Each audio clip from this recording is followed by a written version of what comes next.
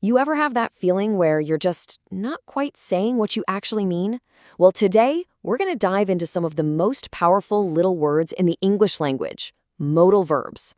Yeah, I know, they sound kind of technical, but trust me, they are the secret sauce to expressing yourself with real precision. So let's kick things off with a little puzzle. What's the real difference between saying you mustn't be late and you don't have to be on time?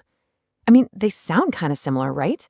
But one is a hard, non-negotiable rule, and the other is basically complete freedom. If you get those two mixed up, you could find yourself in a really awkward spot. But don't worry, by the end of this, the difference is going to be crystal clear.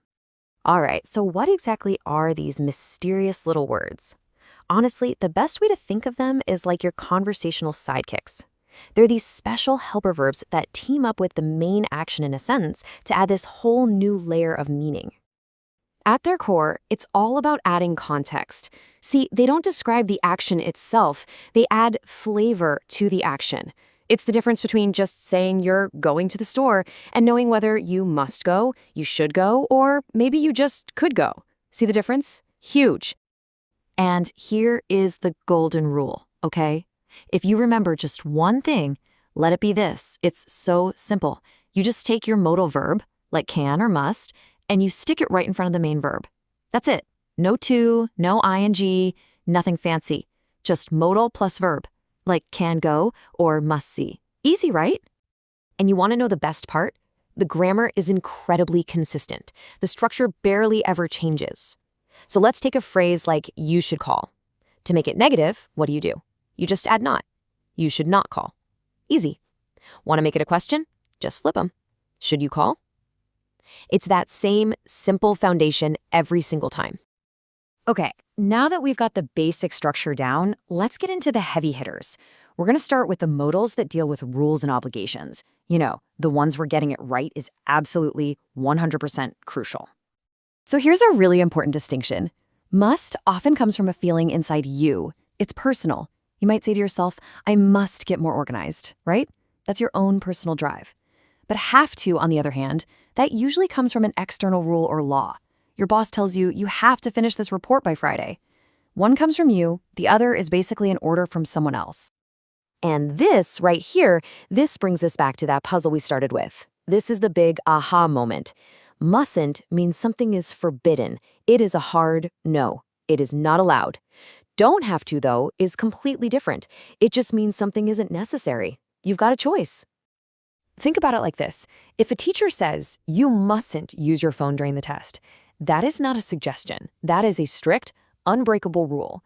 It means it's absolutely forbidden and there will probably be consequences if you do. You have zero choice in the matter, none. Okay, now let's flip that on its head. Imagine your boss says, you don't have to come in early tomorrow. That is the total opposite of a rule. It's freedom. It means, hey, you can come in early if you want, but it's not required. It's completely your choice. See? One is a solid wall, the other is a wide open door. All right, let's step away from all those strict rules and get into much friendlier territory. We're going to talk about the modals you probably use every single day with friends and colleagues, you know, when you're giving advice or just brainstorming ideas. So, should is your classic advice giver, right? When your friend says, oh, you should totally watch this show, they're giving you a strong recommendation. It's not an order, it's just a really good idea. And on the flip side, you shouldn't eat that entire pizza by yourself. That's a friendly warning that it's probably not a great idea. Now, if should is like strong advice, think of could as being much, much softer. It's way less about telling someone what to do and more about just tossing ideas around. When you say, we could go to the park later, you're just putting an option on the table. It's totally collaborative, zero pressure involved. So we've talked a lot about the present, but what happens when we need to talk about the past? Well, all these same ideas, obligation, ability, all that stuff, they work in the past tense too. Let's take a quick look at how. It's actually super logical. That external obligation, have to, just becomes had to.